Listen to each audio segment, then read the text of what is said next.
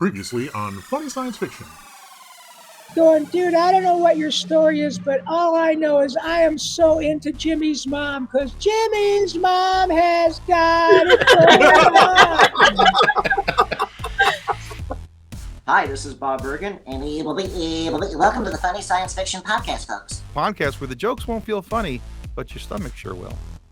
Now, our guest today is a voice actor with a wide range of characters. He's voiced characters in the universes of Looney Tunes, Star Wars, Robot Chicken, Marvel, and more throughout his long career.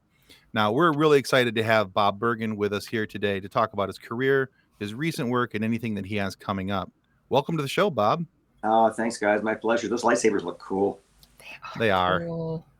Nick knows personally. I have a cool lightsaber. I did when we did the first Star Wars Robot Chicken.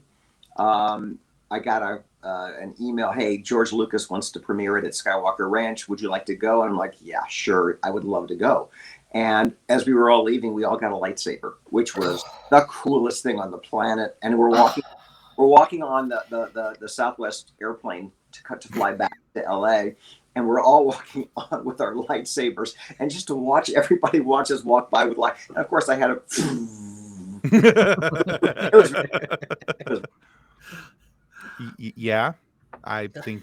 Yeah, I told him. In what world would anybody say no to going to? Probably not.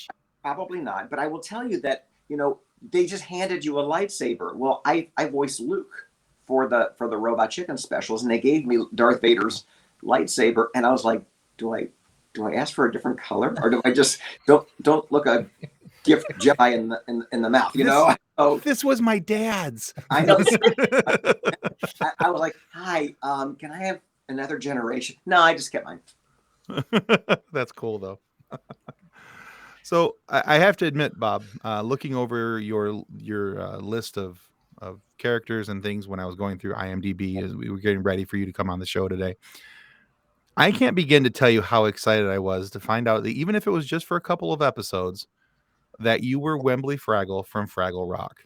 No, it was a whole season. Yeah, I did. The animated Fraggle Rock was in the mid '80s after the live action puppet version on HBO had debuted. So we not only did we do a whole season, but we were like NBC's #1 show when we got canceled, which was odd because they don't usually cancel #1 shows. But evidently, the rumor I heard was that Brandon Tartikoff's daughter didn't like it. And Brandon Tartikoff was the head of programming for NBC at the time. So okay, we got the axe. But it was probably one of the most enjoyable cartoons projects I've ever worked on, with people I'm still close with today, from our writer producers, John Semper, Cynthia Friedlop, to our Rob Paulson. Sorry, I met Rob Townsend Coleman, Mona Marshall. It was a terrific experience. Yeah, I'm sure. Yeah, so for me growing up, Fraggle Rock was one of the big things that I watched as often as I could between the live action and the cartoon. So for me, it was Fraggle Rock and Thundercats.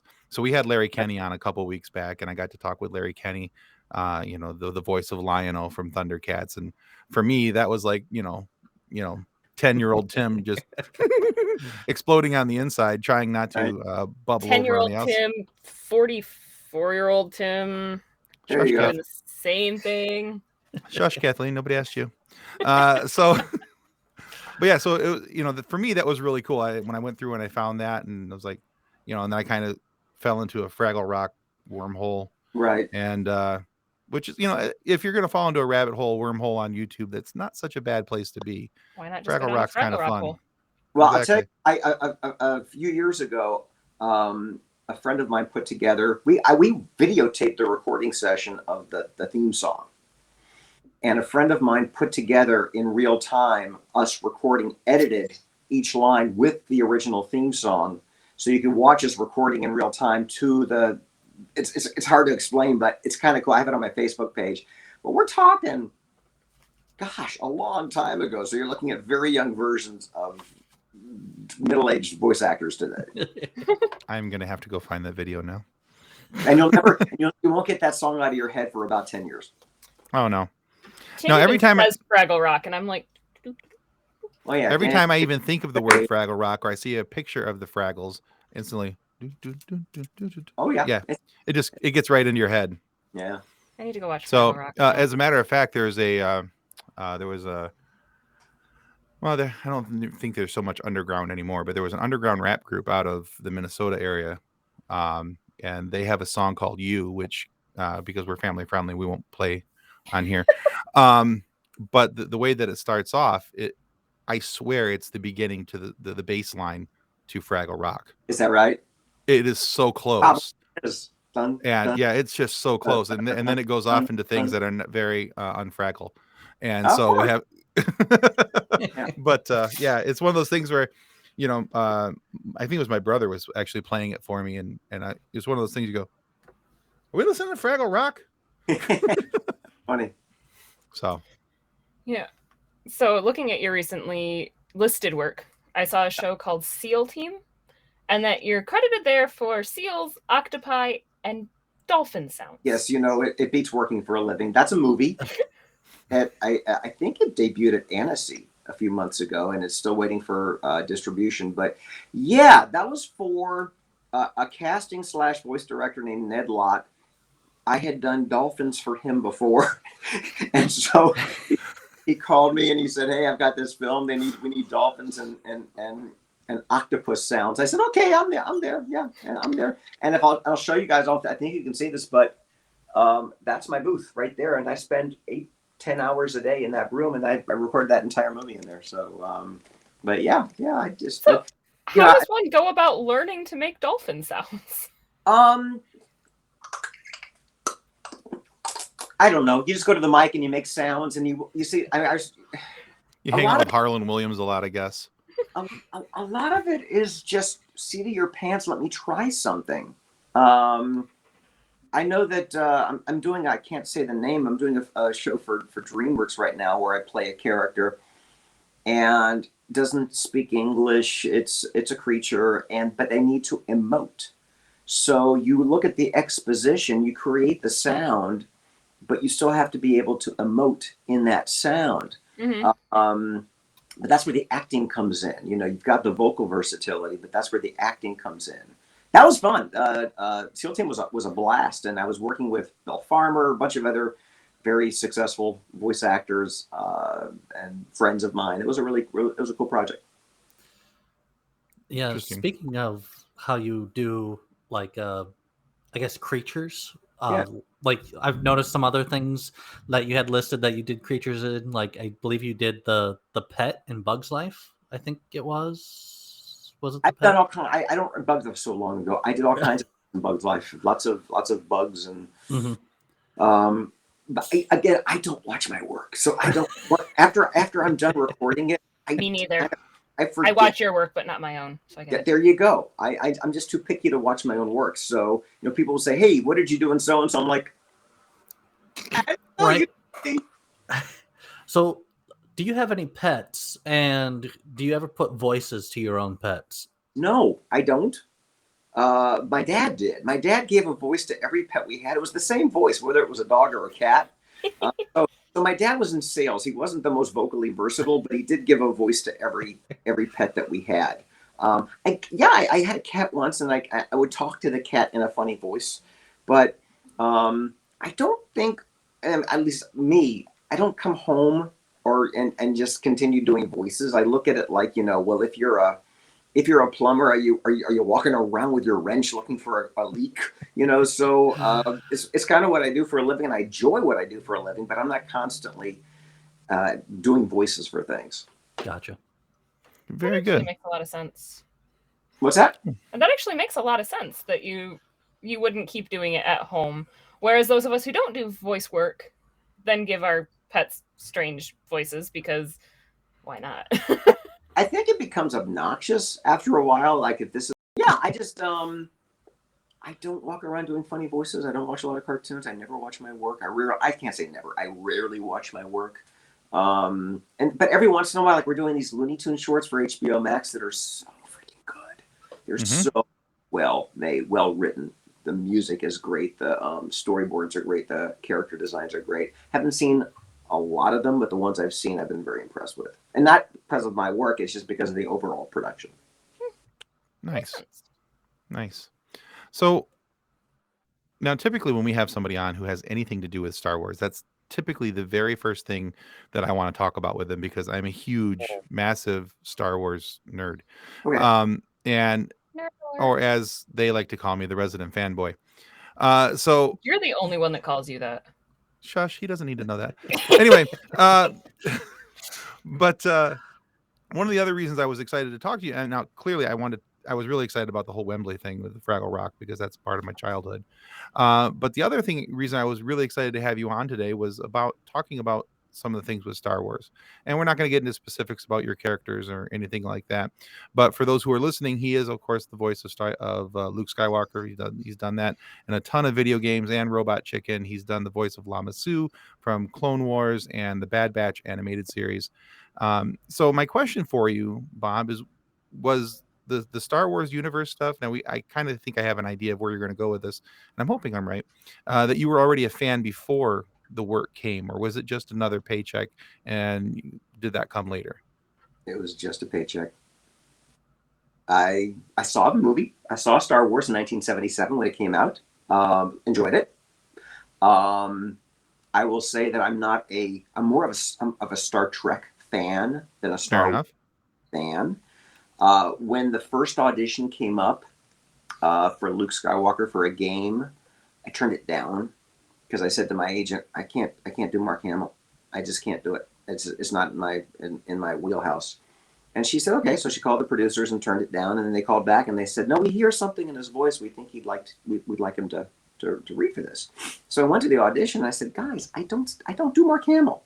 And they said, don't do Mark Hamill. Do Luke Skywalker. And I went, oh, okay. So play the character sound like me. And they said, if you play the character, you kind of sound like him. So, and then they had to give me a little education on pre-Jedi and post-Jedi Luke. You know, because pre-Jedi Luke, he's kind of whiny. He's got this cadence, and I don't want to go there. I want to go here. And there's just this, and then he gets this thing called the Force, and he gets a little centered. And he's just a little bit more reserved. He still has that cadence, but he's a little. And then the last round of movies, he becomes a little bit weathered and a little bit older because Mark became a little bit older. Right. So the first game that I booked, before I said yes, I called my agent. I said, well, can you call Mark's agent and ask him if he wants to do this? Because if he does, I don't. I just feel awkward taking somebody else's character or work. And he, at the time, was not interested. So that's how I got that particular character. But I will tell you that every time I get especially that generation of Star Wars, I have to really, like, how do you pronounce the planets? How do you pronounce the creatures? Because I'm not a diehard fan. Sure. Will tell you that the Bad Batch has been really cool because it's a totally different character than Luke. Lama Su is he's a very cold and calculated character, and I just get very close to the mic and I don't talk very loud. And you never know what he's actually thinking about, by the way, neither do I. So that's why I play him so well. Because they're like, we don't know. I'm like, I don't know where he's going. And they're like, yeah, keep it that way. Because I want the audience to not know where he's going too. So he's fun. I really enjoy playing him. Yeah, I will agree. As a fan of the animated series, I don't know where Lama Su is going either. So, which is kind of interesting. It's kind of an open-ended book as to where his character can go and what's going to happen. Yeah, I'm excited for season 2. I really, really am. I think and I've said this before. I think the Bad Batch is the perfect follow-up to Clone Wars. It's been a ton of fun to watch. So, and by the way, I didn't know they kept the name of the show secret to the cast until almost one of our last recording sessions, because NDAs are real important today. You don't want things to leak. Sure. So, people were like, what are you working on now? And I have to think back, what can I talk about? What can't I talk about? What shouldn't I talk about? So when we finally got to talk about it, and I'd been recording and knew these terrific stories, and it fills in the blanks on other stories that people already know. It's really, really cool. And it's really exciting to finally be able to talk about stuff. Awesome. Yeah. So, still on the topic of Star Wars, even though you're not a huge Star Wars fan, which is fine, you being the voice actor behind Luke for the Star Wars video games, starting with Shadows of the Empire, going through the Jedi Knight series, and then on into Battlefront 2. Some of those games have different endings for you if you stay on the light side or if you go to the dark side. So, have you ever looked at the script and preferred one ending over the other? No? I don't know the script. I've never played a game in my life. I don't know what happens. I have no idea. So when you record a game, you're by yourself. You have a book this big, okay? And the last half is usually screams. And you have to give the player every possible option at every moment in the game. So it might say Luke's 2,500-foot death screen, Luke's 2,000-foot death screen, Luke's 1,000-foot death screen. And you have to give the same commitment and performance each time because you never know where the player's going to take it. And in fact, when I started doing games, I would say, can we do one big, really, really, really long death screen, and you guys just cut it where you need it because that hurts right here. And they're like, no, we got to do it each commitment. So I don't know where the games are going to go. I'm doing a Marvel game right now, and I don't know where it's going to go. I just read my lines, and if they like my take, we move on to the next. And if they like that take, we move on to the next. So I was at Comic-Con a few years ago. I don't know if you know these actors. I was on this side of me. On this side of me was Misty Lee, and on this side of me was Fred Tatasciore. And we were under the table with our cell phones on IMDb for everybody else's questions. So when somebody said, hey, when you did that Skylander game and you played so-and-so, they're like, you played so-and-so. It was 2012, and you did actually 4 games. Thank you. Okay, yes. So we don't know. I try to explain it to people, and I so appreciate the fans because they know everything. But I try to explain it to people like this. When you're a builder, even if you're an architect, do you remember every window you installed? You might remember the plans for the whole thing, but you're not going to remember every doorknob. You're not going to remember every screen. You're not going to remember every roof shingle. So, but you remember the end result and the fun or not that you had putting it together. I will say this, it's really rare that I don't have fun doing what I'm doing. I mean, come on, we're doing fun voices for games and cartoons. What's not to have fun? But, I'm not in control of the edit. I'm not in control of the finished product or where they cut out the really great joke. I was like, that was my best joke. But and reasons I don't like to watch the finished product because I'm such a control freak. I'm not in control of the end result. That actually makes a lot of sense. Like after you think about it for a minute, you're like, oh yeah, I would feel that way too if I had put all this work into it, and then they're like, yeah, no, we're not using that. Or they didn't use you at all. You go to see it, and you're like, oh, they replaced me. I see. Okay, they didn't tell me. Why not? That's how that's working. Well, now it's a bad day. Okay. Now it's a bad day. Oh, goodness. So you have a huge amount of voice acting experience and a lot of critical acclaim.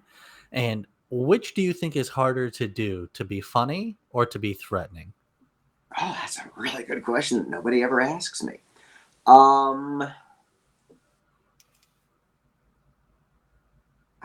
Neither. They're both. It's just commitment to acting. I think you're born with comedic timing. I don't think somebody can teach you that you've got good pitch and timing. What they can teach you in class is they can teach you the technique to repeat those skills at will consistently. But you're born a dancer. You're born an actor. You're born a painter.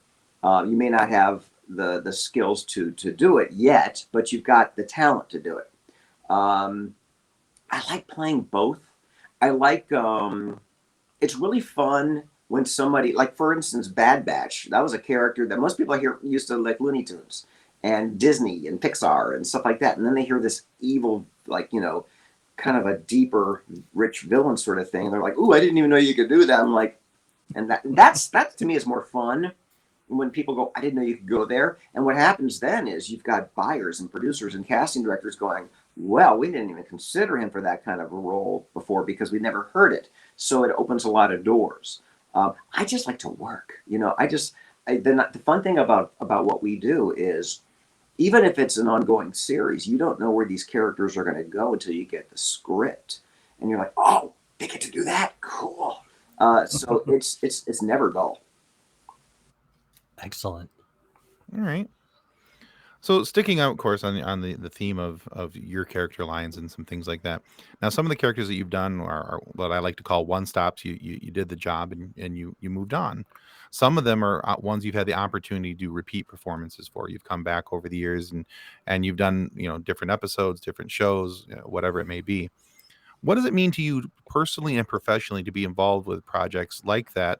We'll say like Star Wars or Looney Tunes, where you get to come back and develop those characters over a period of time. It's really nothing short of a amazing pleasure. Because Looney Tunes was why I got into the business to begin with. So, I always wanted to work in that franchise. There were no guarantees. What has been interesting is, Mel Blanc died in '89. I did my first Looney Tunes job in 1990. And they had never thought about what happens when we have to continue these characters and we don't have the guy that created them. They didn't plan it. They didn't think about it. They just kind of went like they had blinders on. And every time I work for a different show, a different producer, I'm an actor. They've created this property, and I have to kind of steer it the way they want me to steer it, which means, I've been doing Porky Pig off and on for 30-something years. Well, over the last 30 years, we didn't have references of Mel Blanc. How would he play Bugs Bunny or Porky Pig or Daffy Duck talking about a cell phone, a home computer, the internet? So we have to take these characters and incorporate them in today's world, today's pop culture. If you look at the classic Looney Tunes, that was the pop culture from the 30s, 40s, 50s, 60s, where, today it's been there, done that. So taking these characters, trying to keep the integrity of the character, keep that relevant and authentic, but also keep them contemporary. That is a challenge. Every once in a while, I will get a script where I'm like, that's not written very Porky-esque. So I will do it as written. I will do it the way they want. And I'll say to them, can I try one for me? They never say no. And I never know which take they print. I don't know. But I'm at least going to say, let me try to reword it just a little bit. But this is their baby. And I'm an actor for hire. I'm not the producer. So I do what they want, but I try to infuse the creativity that I can bring to it. But it's, we're doing a preschool show right now with the Looney Tunes. I've never done a preschool show with these characters before. We did Duck Dodgers a few years ago, which was an homage to Chuck Jones. That was pure Chuck Jones. It was so well done. New Looney Tunes was a different design, but the writing was classic wacky Looney Tunes. HBO shorts. There's just so many versions of these characters. What I will tell you guys is if I'm not told how to play the character, or here's what we're looking for, like the HBO Max shorts, very Bob Clampett, very Tex Avery. And if your fans know classic Looney Tunes, they'll know what that genre feels and looks like. If I'm not given a choice, my mind goes to 1953 to 1956, Chuck Jones, Drip Along Daffy, Robin Hood Daffy, Duck Dodgers. That's the Porky that I feel that's where Mel Blanc really ended up finding who he really was, or at least from my creative perspective. But right now we're playing Bob Clampett, Daffy, Porky, which is so much fun because I never had a chance to do that. Nice. I like that. Yeah, I think about a lot about the differences and you when you see different actors do it. Now, for instance, you weren't the Porky Pig for the new Space Jam movie. Correct. Okay, just double checking on that. I'll make sure that I had that because they didn't stay for the end credits. But no, I did not. I did Tweety, but not Porky. Right, that's what I thought. Because I remember seeing an interview with you where somebody asked you about that and was asking you about the rap. And you're like, well, that wasn't me. I was like, okay. Yeah. Easy to do. It wasn't me. Yeah. If whether you liked it or didn't like it, don't blame me. I didn't do it. But I would imagine that you with a character that's so near and dear to you because you've been doing Porky's voice for so long. I think, I'm sure that you're excited to see other people succeed and have a chance in doing it as well. But I would also think at some point you also go, not that you're critiquing other people's work, but you also go, oh, I would have tried doing it this way. Does that happen? Well, yeah, it's funny. I've talked to other actors, on-camera actors. I'm very active at the TV Academy, and there have been different versions of the same character played by different actors, and I've thought, I wonder what what did Pierce Brosnan feel about Daniel Craig doing James Bond, and et cetera, et cetera. I mean, the bottom line is it's somebody else's interpretation. Somebody else's they're taking direction. There's all kinds of factors involved in a performance, playing a character other people have played. Bottom line is, that was not the first time I didn't play that character.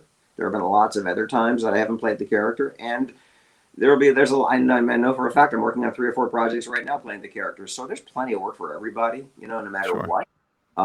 But I never think about, I would have done it differently, because what's the point? That's wasted time, wasted energy. Fair enough. So you had mentioned that you don't typically watch your own work, which I get. I really do understand that. But have you ever been just watching TV or a movie and then all of a sudden realized that was your voice you were hearing in a background scene? Like if you're like airport, doctor's office, whatever, where they just have a TV playing. Yes and no. A few years ago, for the 20th anniversary of the first Space Jam movie, D. Bradley Baker and Jocelyn Blue and I, we went to a screening because they re-released it. And I'm watching the movie, and I don't think I'd seen the movie since it came out.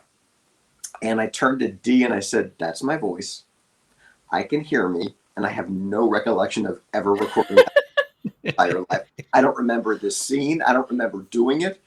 That wasn't. No, I saw the first Space Jam on an airplane before they had like individual screens when they had the movie for everybody to see.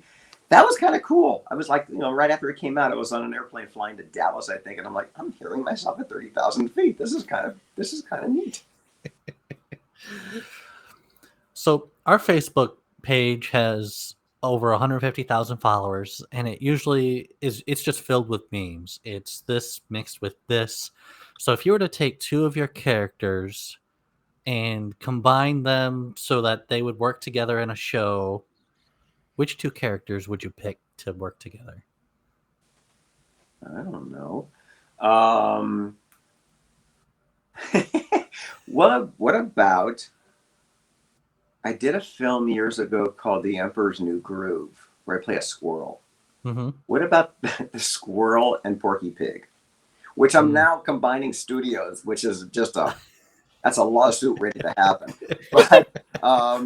But you might have, Bucky's, like, come again. I can't understand that word you're saying. What do you mean you can't understand me? I talk fine. Yes, I do. Yes, I do. You don't even speak English. Well, I try.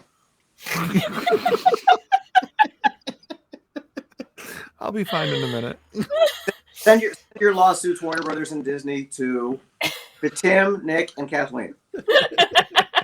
Oh my goodness. Now I have to. It was so funny. We started talking about Fraggle Rock, and I'm like, I need to go watch Fraggle Rock. And then you start doing the squirrel voice. I'm like, wait, maybe I need to watch Emperor's New Groove today. There you go. I think my 3-year-old will enjoy that one today. Oh, it's perfect for the 3-year-old. It is. It is. Trying to give Tim a minute to recover some composure over there. I'm good. All's fine over here. No worries. But you guys ask good. Nobody's asked me, can you combine 2 characters you've done and do a scene? That was fun. Well, we try. Every once in a while we hit the mark. We try. All right, Bob, we're at a portion of our show now where we like to play a little quiz game with Okay. our guests. So All right. it's a 5-question quiz. All right. All right. All the questions are multiple choice. So it'll Okay. give you a fair chance. And the quiz is set about a person named Bob Bergen. So I'm hoping that you'll be able to get these right. And I'm hoping that our research was accurate when we asked these questions. If you went to IMDb, probably not, because IMDb, half my career is not on there, and the other half I never even auditioned for. But let's see what we find out. All right. Well, we're going to have fun with this one way or the other. So if you get 3 out of the 5 questions correct, we're going to send you one of these super cool, handy dandy, I gave to the Red Shirt Widows and Orphans Fund coffee mugs. Is that Star Trek font? That is the Star Trek font. It is actually based on Star Trek, the red shirts. So Nick's dad is an author. Nick's dad is an author, and he wrote this book called Custodians of the Cosmos, which is all about a young man who decided he wanted to join Starfleet but didn't make it. He washed out, so he tried to rejoin as a custodian to boldly clean up after those who had boldly just went. I love that. So it's really funny. So if you get 3 of them correct, we're going to send you the coffee mug. If you get 4 of them correct, we're going to send you that book. And Nick is going to hold up the other book, Drayton's brand new book called Dances with Aliens. It's all about a man. The last man on Earth is actually a dog, but not a 4-legged one that goes woof, but a singing, dancing cartoon dog of the theme park variety. But the question asks... This comes out of Nick's head? All this it came out of my dad's head. Okay, all right. Yeah. So the question is, how can intelligent beings develop the technology to travel the cosmos, but yet not recognize a man in a dog suit? So, think Independence Day visits Disney. So I worked on Independence Day. I was one of the voices of the pilots, but I was all the American pilots. Aha. And I said to the director, aren't people watching this going to tell us the same guy? Because I'm this. Ready? Did you see that? Yeah, sorry, what was it? I don't know, but holy cow. I know, it's because... And I was like, and they had a Russian guy for the Russian and an Italian guy for I said, can you hire more than one actor? And they said, no, we're just going to stick with one because we're cheap. That's funny. And honestly, I never noticed it, and I'll have to go back. And they said there's going to be musical score and sound effects and things like that. And I'm listening going, that's me. I can hear me just, that's no, it's just me. And then they did a sequel, and I'm like, am I going to be in the sequel? No, chances are you crashed. Yeah, but that was only one of them. Nice. All crashed. Nice. My other characters are still alive. Right? That's awesome. So if you get 3 correct, we'll send you the mug. If you get 4 correct, we'll send you I'll have them send you both books and the mug. Okay. So this is really just a multiple choice. I got to get something right because this isn't just my opinion. This is going to be a factual quiz. Hopefully, yes. I'm nervous. Okay. Right. However, potentially factual.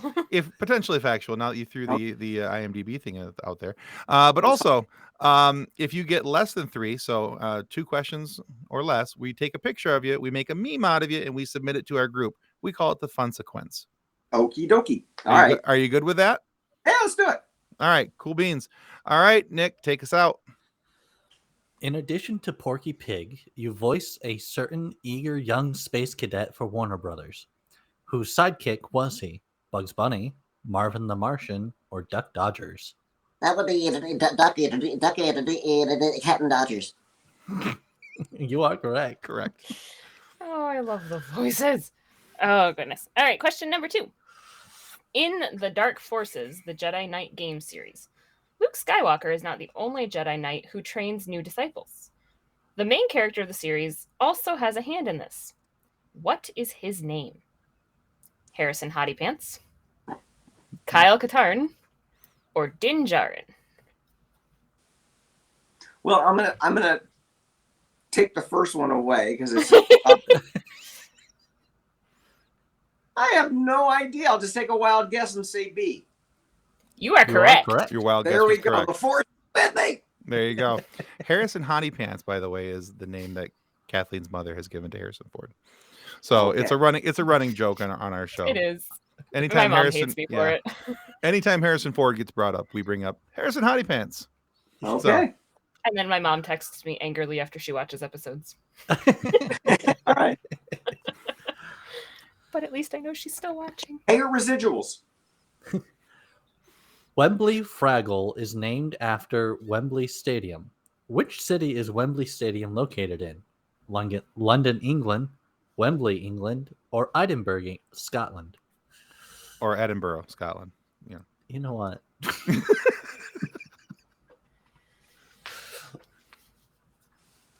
I don't know. London? It was Wembley, England. Okay. All right. All right, so we're 2 out of 3. You're doing good. All right. You, Bob Bergen, have hosted a quiz game show for kids. Mm-hmm. It was called A, Are You Smarter Than a Fifth Grader? Mm-hmm. B, Jeopardy for Kids, or C, Jep. All right, so this isn't fair, okay? Because recently I don't know if you can see this, but I have a Jep podium in my office. All right, so yeah. So I really hope you get this one right then. Yeah, it's Jep. It There you go. is. All right, so you are 3 out of 4. Yeah, so you get the mug. Yay! Pick out the show where your character wasn't named Bucky. Oh, that's true. Okay, yeah, okay, all right. I can. Was it Emperor's New School, Okay, Avengers Assemble, okay. or Apple and Onion? Here's the last one. Yes. Mainly because I never even auditioned for it, but it's the last. Yeah. All right. But so- I will tell you that when I started playing Winter Soldier, I was like, oh, that's very cool because I've got 2 characters named Bucky. Very different characters, but both well, named Bucky. yes. Now I want to combine those characters. Well, Bucky, Winter Soldier, he's I have to get close to the mic. He's not Lama Su calculated, but he's very guttural. He's kind of Clint Eastwood like. And Bucky would be like, I said he's very Clint Eastwood like. What do you mean you can't hear me? Eastwood like. What do you mean call my agent? Call my agent what? I'm not going into mime. They can hear me. I've got a microphone. I'm just imagining Bucky sitting on God. Bucky's shoulder, talking to him, and him arguing. And it's just I'm good. Promise, I'm good. But they're both Disney, so that's okay. They're the same studio. There you Right. go. Yeah. that one's not going to get us in as much trouble. All right, Bob, we're going to send you the coffee mug and both copies of the book, both Custodians of the Cosmos and the brand new one, Dances with Aliens. And we'll make sure that Drayton puts some calligraphy in the front Very of both of them. Well, Bob, thank you so much for being on the show today. Where can listeners go to find out more about you and things that are upcoming? Things that I do. Yeah. Things that are upcoming that you're not going to violate NDAs with. Exactly. Yeah. The usual Instagram, Bergen.Bob, Twitter @Bob Bergen, Facebook. I'm pretty easy to find. I answer emails. So, yeah, you can find me. All right. All right, we are going to make sure that we put those in the show description so that our listeners can also research you like we did. Cool. All right, so we want to remind everybody that subscribing is the single most important thing that you can do to ensure that we get more amazing guests, like, of course, Bob Bergen here today, and have funny moments for you to listen to. So please subscribe. It helps more than you know. And be sure to go check out Bob's work as well. Apparently, don't check out IMDb because that's not complete. Iffy at best. All right. And if for some reason you're not happy with the content of our video today, all you have to do is submit in single form, of course, to Porky the Pig, along with his assistant, Tweety Bird. Small in stature, but large in power in the Funny Science Fiction Complaint Department group. They don't shrink back when faced with even the toughest of complaints, especially Tweety, because he knows that he can pull out the secret weapon at any time, Granny. Porky and Tweety handle the paperwork. Granny handles the dirty work. So you can be sure that the offending party is about to catch an umbrella upside the head. Well, from Granny, while Porky laughs and says, "That's all, folks." Well, thanks again, Bob. You bet. My pleasure. Do you All want? right. Do you want to? That's all, folks. I don't have to do it if you don't want. Well, of course we want it. We'll always take it. All right, ready? Ready. That's all, folks. And that's it. You heard the pig. Bye, guys. Bye, everybody. Our show is brought to you by our charity sponsor, the Red Shirt Widows and Orphans Fund, which supports the Wish Upon a Teen Foundation that helps out sick kids when they need it most. And just imagine the comfort you'll give Red Shirt Crewman number 42. He'll know that when he puts on the red shirt and chooses to get cloned with the aid of Lama Su, only to get a single life insurance policy, he'll know that he didn't leave his family destitute and without hope, because the Red Shirt Widows and Orphans Fund has his back, and the cloning rights to his clones. And speaking of sponsors and show partners, check out this short video from our good friends over at Level Up Lightsabers.